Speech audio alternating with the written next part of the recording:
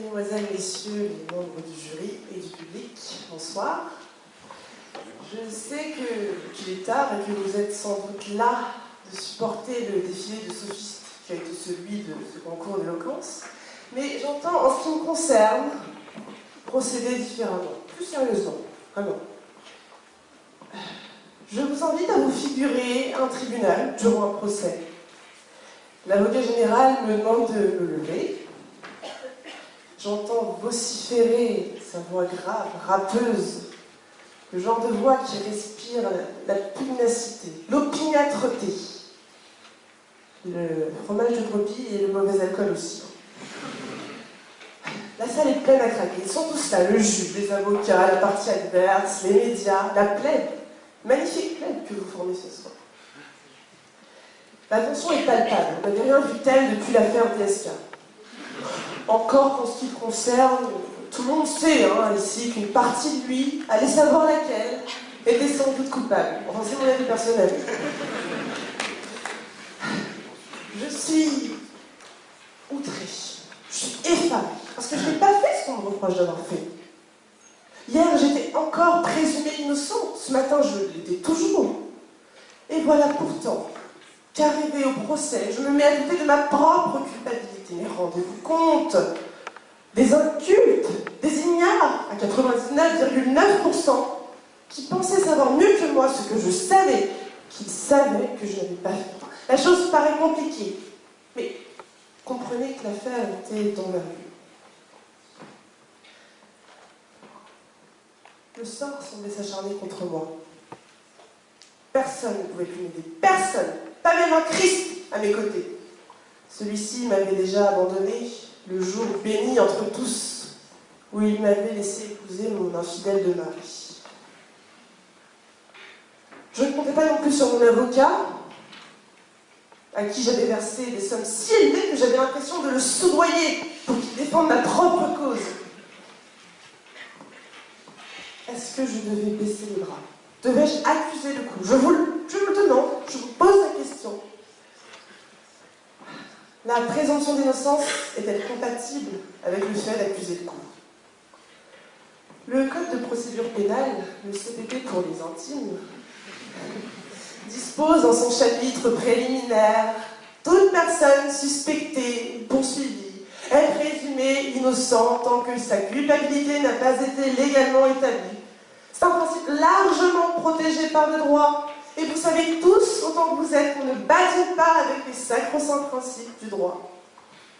Les droits de la défense, oui, messieurs, dames. Ceux-là même qui figurent à l'aune de la Convention européenne des droits de l'homme. Vous connaissez aussi tous ces sempiternelles répliques de séries américaines clamées à l'emporte-pièce par les victimes effarouchées. Je ne parlerai qu'en présence de mon avocat. J'ai le droit de garder le silence. Enfin, s'ils ont le droit de garder le silence, pourquoi ne l'affirment-ils jamais? C'est encore mon opinion personnelle. Mais ce n'est pourtant pas ce qui est donné de constater dans les procédures d'instruction actuelles. Le mis en examen est pour ainsi dire mis à mal. Entre interrogatoires interminables par des officiers de police zélés, corrompus, les pressions, les menaces, les gardes à vue arbitraires.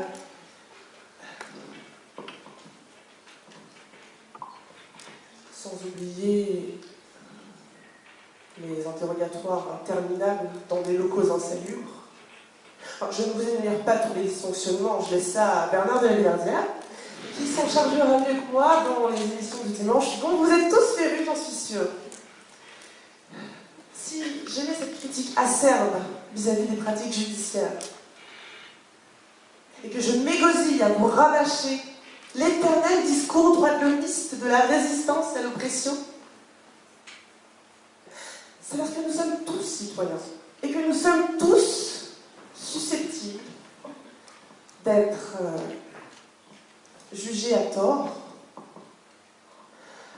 dans une machine judiciaire qui ne respecterait pas la présomption d'innocence. Errare humanum est, l'erreur est humaine.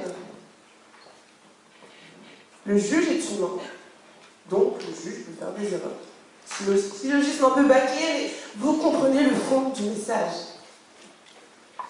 Là où les juristes constitutionnalistes, et là je fais un clin d'œil à mes amis de L1, qui ont tous suivi le cours de droit constitutionnel, les juristes constitutionnalistes vous diront qu'ils n'ont pas toujours la compétence de leur compétence.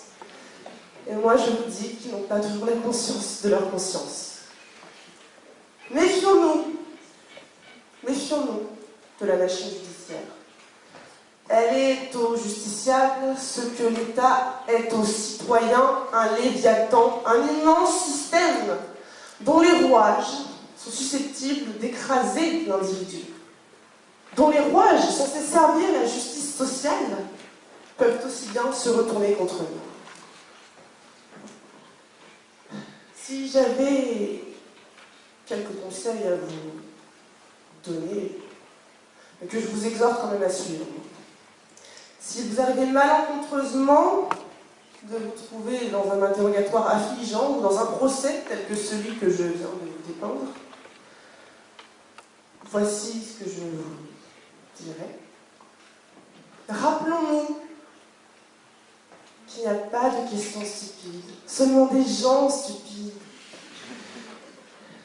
Que ce n'est pas parce que le juge vous lorgne, vous scrute, qu'il vous méprise. Que ce n'est pas parce que vous avez faim, que vous avez soif, que vous avez envie d'aller aux toilettes, que c'est entre l'heure des feux de l'amour ou du classico, ou comme on dit, le match OM-PSG. Ce n'est pas pour ça que vous devez dire n'importe quoi. Que les médias ne sont pas vos alliés, et que s'ils vous proposent de prendre un café en tout bien, tout honneur, comprenez plutôt en souhaitant votre malheur. Et enfin, que la vérité vaut tous les supplices du monde. Tous les supplices du monde. Tous, sauf celui d'accusé de Poitou.